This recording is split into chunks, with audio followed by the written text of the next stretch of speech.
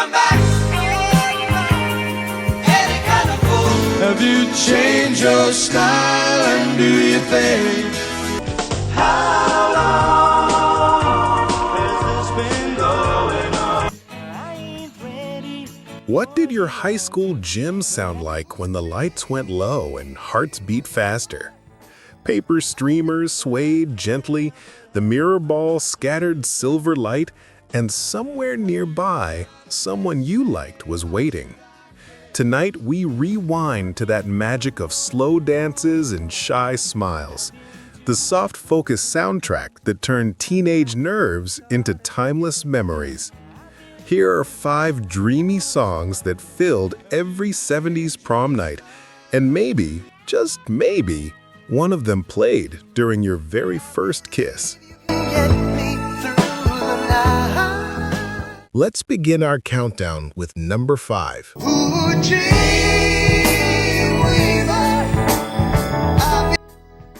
The lights dim, the mirror ball spins, and suddenly the gym feels like another world.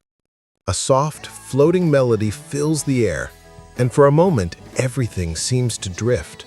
3, 2, 1, go! Fly me high through the starry skies. It was Dreamweaver, Gary Wright, 1975. After touring with George Harrison, Wright was inspired by Autobiography of a Yogi, a book about dreams connecting the physical and spiritual worlds. He wanted to capture that in sound, so he did something daring. No guitars, no bass, just layers of Moog and ARP synths floating like clouds. I believe you can get me through the night. The result was pure atmosphere. Dreamweaver reached number 2 on the Billboard Hot 100 in 1976, proving that a song built entirely on feeling could still reach millions. Meet me on the other side. For countless teens, it was the soundtrack of that fragile moment. A slow dance, a heartbeat, a dream that felt almost real. There still may be some time. Now let's move to number 4. I've been one correspondent, and I've been two. It was the sound of sunlight breaking through cloudy skies, warm, wistful, and impossibly Californian. 3, 2, 1, go! Correspondent, and I've been too hard to find. It was Sister Golden Hair, America, 1975. Written by Jerry Beckley, it wasn't about a real woman, despite what fans believed for decades. Sister Golden Hair was a symbol, an imagined woman made from pieces of past loves he could never quite hold on to. Beckley later admitted the phrase golden hair was inspired by fragments of several relationships during his touring years. I ain't ready for the altar, but I. Produced by George Martin, yes, the Beatles' genius, the song mixed bittersweet lyrics with breezy harmonies. It felt carefree on the surface, but underneath lived a quiet hesitation between freedom and commitment. Do you love me just a little, just enough to. Few know this. The line, "Ain't it hard when you're playing the part of a fool?" reflected the band's struggle with sudden fame, a confession that success didn't bring peace. The song topped the Billboard Hot 100 in June 1975, America's final #1 hit. Yet for millions, it became the sound of warm summer nights and uncertain hearts.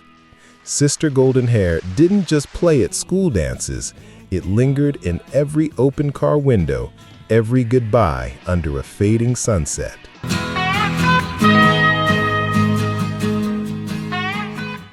Let's move on to number 3. Have you got a place to stay? Why should I care? Some songs shout their pain. This one simply sighs. A quiet anthem for endings that came not from anger, but acceptance. 3, 2, 1, go! We were friends.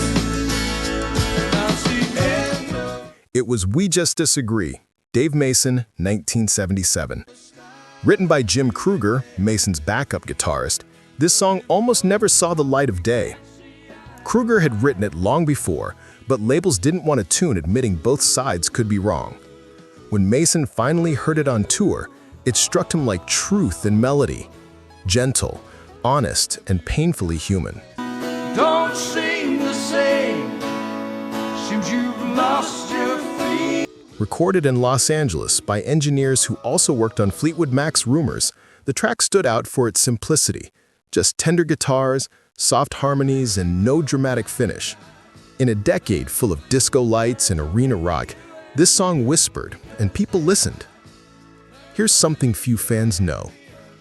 Jim Kruger, who wrote and sang backup, never achieved fame afterward. Instead, he became a beloved teacher in Wisconsin, quietly passing his gift to kids. When he died in 1993, Mason performed this very song at his memorial, saying, "This one was never just mine, it was ours." There ain't no bad guys. There's only you and me and we. It only reached number 12 on the Billboard Hot 100, but its true legacy lies in its tenderness. We Just Disagree became the theme for every farewell made with respect. For those who love deeply, then let go gracefully. Now, let's move to number 2. When the morning comes, I'm right back where I started again.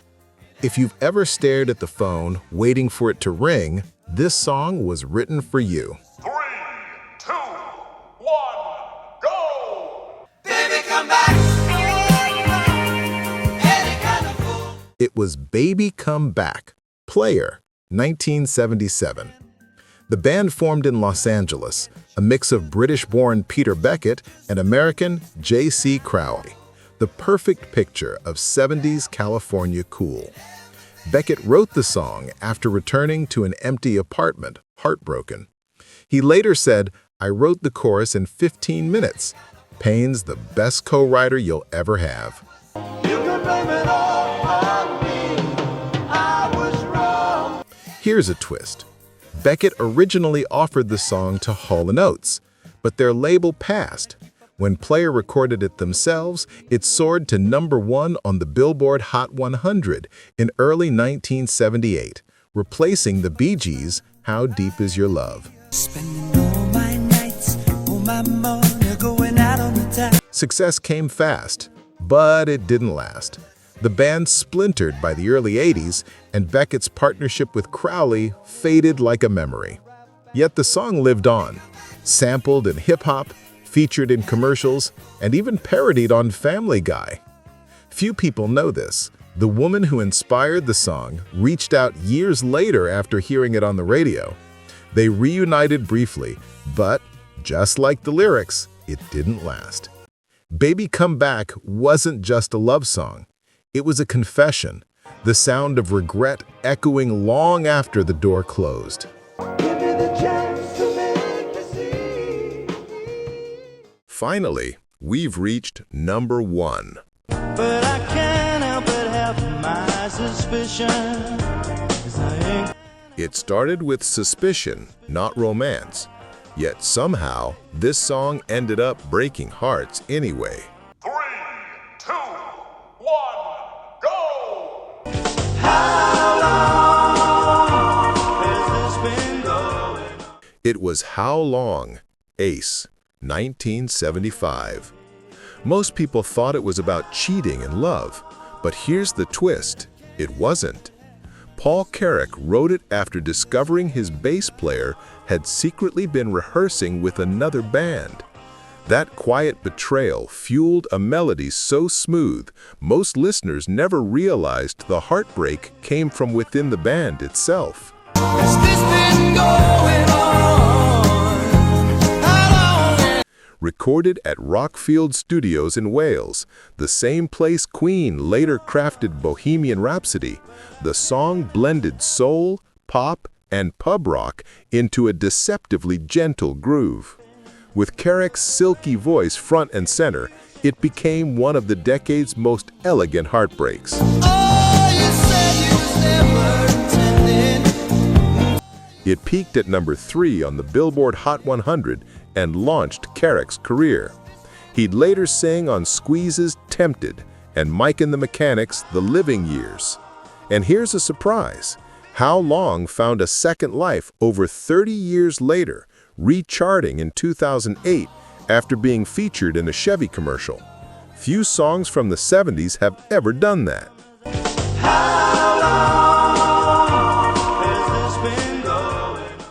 It might not have been about love, but it perfectly captured that sinking feeling when trust slips away.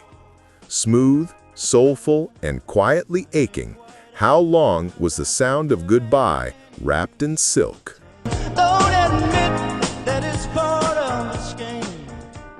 Let's take a moment.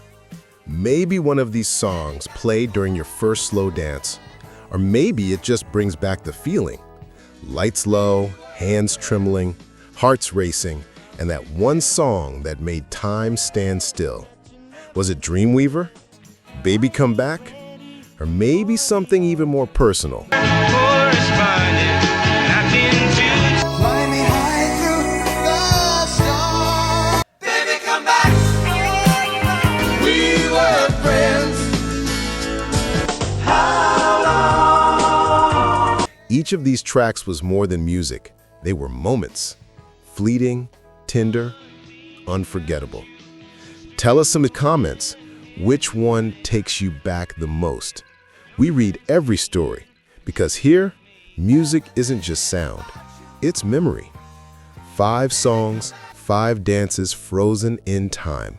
From the dreamlike shimmer of Dreamweaver to the soulful ache of How Long, these weren't just tunes from the 70s, they were chapters of our youth.